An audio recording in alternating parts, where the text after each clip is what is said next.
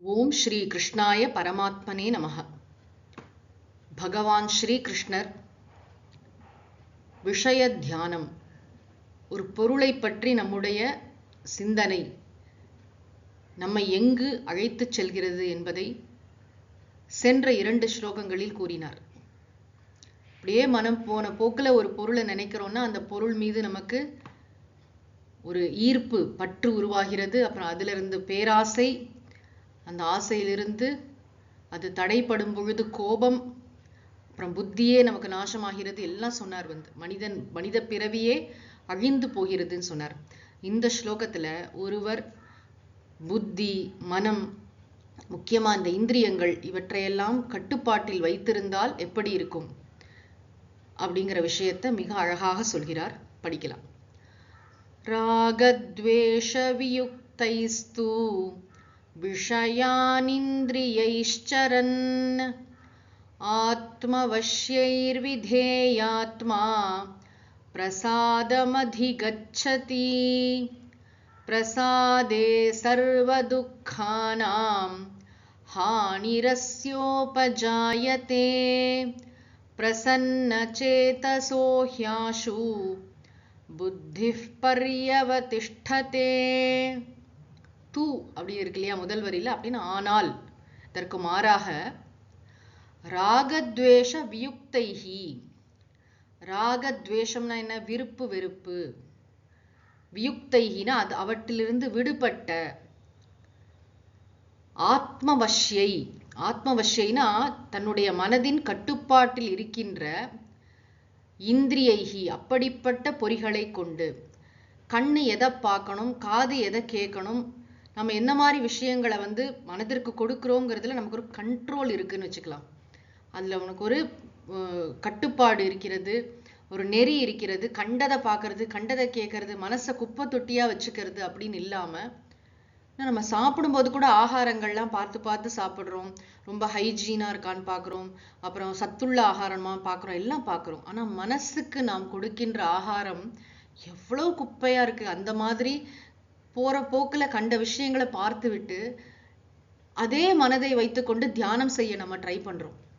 அப்போ என்ன ஆகும்னா, இந்த மாதிரி இருக்கக்கூடிய பதிவுகள் தான் நம்ம தியானம் ஜபத்துக்கெல்லாம் உட்காரும்போது மனசில் வரும். அதனால தான் இந்திரிய விஷயங்களில் கவனமாக இருக்க வேண்டும். அப்போ அதை நல்ல விஷயங்களில் திருப்ப வேணும். கண்ணால் பார்க்கணும், கண்ணால் பார்க்கறது, காதால் கேட்கறது, அதுக்கு தானே பகவான் இந்திரியங்களே கொடுத்துருக்கார்.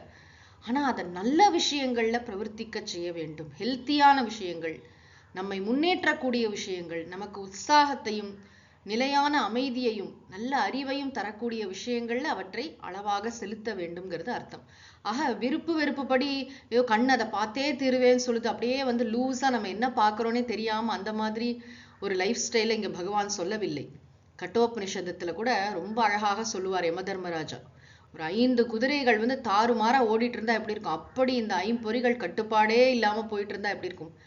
இங்க அப்படி அல்ல. ராகத்வேஷ வியுக்தைஹி, விருப்பு வெறுப்புகளிலிருந்து நன்றாக விடுபட்ட, ஆத்மவஷ்யை நன்றாக மனதிற்கு கட்டுப்பட்ட, இந்திரியைஹி அப்படிப்பட்ட பொறிகளை கொண்டு, விஷயாஞ்சரன் இந்த புலனின்ப பொருட்களை அனுபவிக்கிறான். யாருன்னா விதேய ஆத்மா, நன்றாக மனசை நன்றாக நெறிப்படுத்த தெரிந்தவன், மனசை எப்படி கையாளணும் என்று தெரிந்தவன். அவன் அப்படி இந்திரியங்களை சரியான விஷயங்களில் செலுத்துபவன். பிரசாதம் அதிகச்சதி. பிரசாதம் அப்படிங்கிற வார்த்தை அவ்வளோ அழகான வார்த்தை.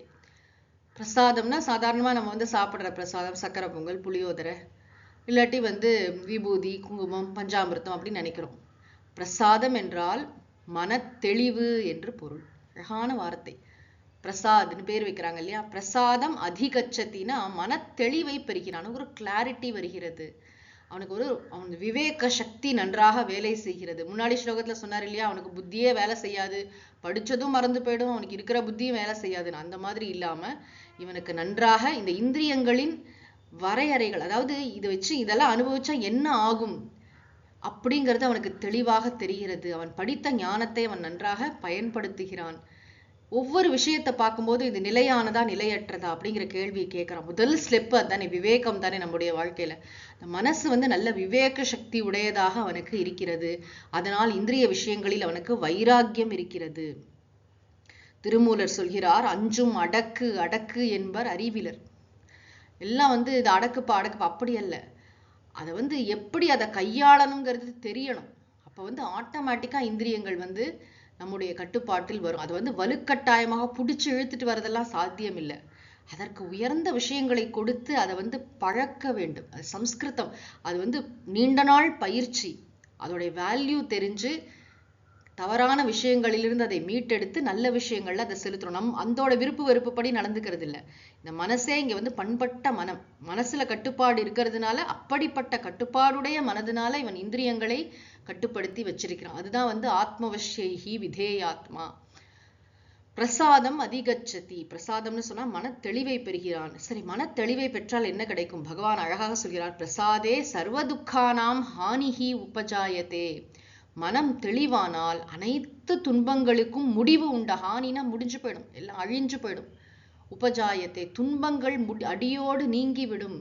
வாழ்க்கையில என்ன பிரச்சனை வந்தாலும் அது பிரச்சனையாவே தோணாது. இந்த அறிவு பார்வையுடன் நாம் வாழ்க்கையை பார்க்க ஆரம்பித்தோம் என்று சொன்னால், யார் இந்திரியங்களையும் மனதையும் இப்படி கையாண்டு கொண்டிருக்கானோ, ரொம்ப ஒரு தெளிவோட வாழ்க்கையை அணுகிறானோ, அவனுக்கு ஒரு பிரச்சனையும் வராது. எந்த பிரச்சனை வந்தாலும் அவனுக்கு அது பெரிய பிரச்சனையா தெரியாது. எல்லாவற்றையும் அவன் கையாளுவான்னு அர்த்தம். பிரசன்ன சேதசக. ஹி ஏ ஹீன்னு ஹியாஷுன்னு இருக்கு இல்லையா, அது ஹி ஆஷுன்னு படிக்கணும். ஹி ஏன் அப்படி? இவன் மனத்தெளிவினால இவனுடைய துன்பங்கள் அடியோடு நீங்கி விடுகின்றன. எப்படி சொல்றீங்கன்னா, பிரசன்ன சேதசக. பிரசன்ன சேதசகனா மன தெளிவை உடையவன். ஆஷுன விரைவில்.